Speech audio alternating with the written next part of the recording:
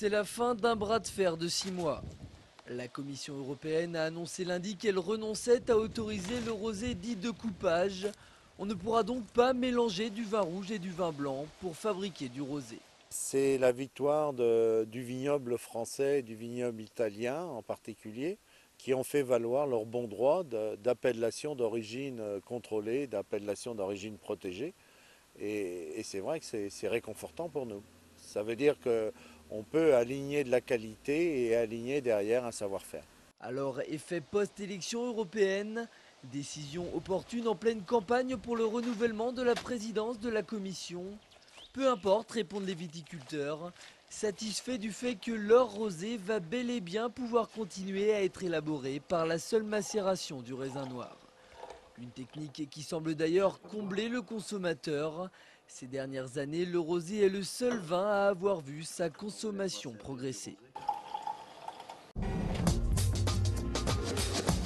Le chiffre du jour, ou plutôt les chiffres du jour, concernent la part du vin rosé dans l'économie locale. Une part importante puisque le rosé représente la moitié de la production totale dans le Maine-et-Loire. Près de 450 000 hectolitres sont produits chaque année en Anjou. Sur les 1000 exploitations viticoles du Maine-et-Loire, environ 800 produisent du vin rosé, soit 80%. Le vin rosé fait travailler chaque année entre 3 et 4 000 personnes, et cela uniquement pour la production. Dans le département, 50 millions de bouteilles sont vendues chaque année, ce qui représente un chiffre d'affaires de près de 150 millions d'euros.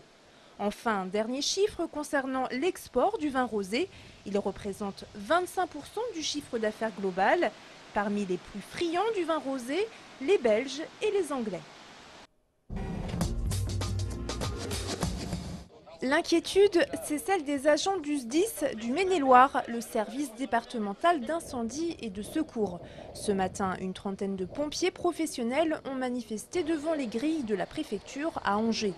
En cause, un projet de loi déposé en début d'année. Il prévoit le transfert du SDIS à l'État. Les agents du SDIS ont un statut particulier. Ce sont des fonctionnaires, mais ils sont sous la gouvernance du Conseil général, qui est le principal payeur. Le problème, c'est que le SDIS coûterait trop cher. Voilà pourquoi l'État souhaiterait reprendre en main son financement. Qu'on soit sous la tutelle complète de l'État, peu importe, c'est plus qu'est-ce qu'on met dedans, qu'est-ce qu'on fait des personnels, qui va secourir qui, comment et dans quelle position. Donc à un moment donné, le financement, c'est une chose, mais il faut avant tout faire les choses pour les citoyens et non pas parler que de financement. Il faut s'adapter aux besoins qu'on a réellement et mettre les moyens qui y vont. Et non pas toujours réfléchir par rapport aux moyens qu'on a et essayer de faire ce qu'on peut, parce qu'au final, on a de gros dégâts, y compris dans notre profession, comme dans beaucoup de services publics aujourd'hui. Ce matin, et comme partout en France, les agents du SDIS ont remis une motion à la préfecture d'Angers. Demain, les délégués syndicaux de chaque département seront reçus au ministère de l'Intérieur. Les agents du SDIS espèrent des clarifications de la part de Michel Alliot-Marie, sans quoi le mouvement de grogne pourrait s'intensifier. C'est assez dur de maîtriser les énergies. Hier, c'est sous la pluie que l'ADEME, l'Agence nationale de l'environnement, a inauguré son siège social implanté à Angers sur les hauteurs du lac de Maine. Pour l'occasion, la secrétaire d'État à l'écologie, Chantal Joanneau, avait fait le déplacement. Elle a visité un bâtiment exemplaire dans son domaine. Il est exemplaire au niveau de ses consommations énergétiques, puisqu'on est sur 32 kWh par mètre carré de consommation énergétique. Ce qui en fait un bâtiment basse consommation. Pour mémoire, la consommation moyenne des bâtiments tertiaires en France doit être de 200 kWh par mètre carré. Donc on est quasiment sur du bâtiment expérimental ou de démonstration. Dans ces 3000 m² parfaitement isolés, munis de triple vitrage et de panneaux solaires, travaillent environ 300 personnes à qui la secrétaire d'État a rendu hommage hier. Il faut dire que Chantal Joanneau a présidé l'ADEME pendant près d'1 an. L'ADEME est fournisseur d'idées, fournisseur de ministres, c'est pas mal. Alors on les appelle les adémiennes et les adémiens. Ce sont des personnes qui sont pleines de créativité, qui travaillent sur ce sujet de l'environnement, qui l'expérimentent depuis des années. Et c'est vrai qu'on a constaté dans le cadre du Grenelle de l'environnement qu'ils ont vraiment été fournisseurs d'idées. Ici on a une boîte à idées, on a des gens très libres d'esprit. Et pour moi ces personnes ont une extrême importance parce qu'elles incarnent l'expertise et la liberté de penser. Et à Angers, au siège de l'ADEME, où sont regroupés les principaux services de l'agence, on ne manque pas de projets pour accompagner les mutations de l'économie et de la société française liées à la mise en œuvre du Grenelle de l'environnement.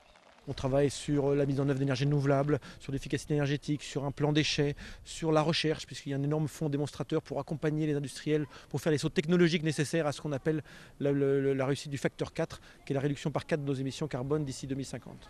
C'est donc un peu ici, à Angers, que ça se décide. Il fallait bien un bâtiment de haute qualité environnementale pour accompagner les salariés de l'ADEME dans leur mission.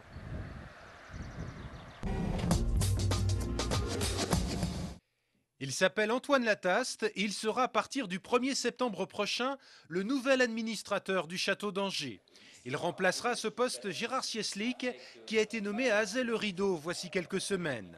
Antoine Lataste est marié, père de 3 enfants et il est actuellement en poste à Carnac dans le Morbihan.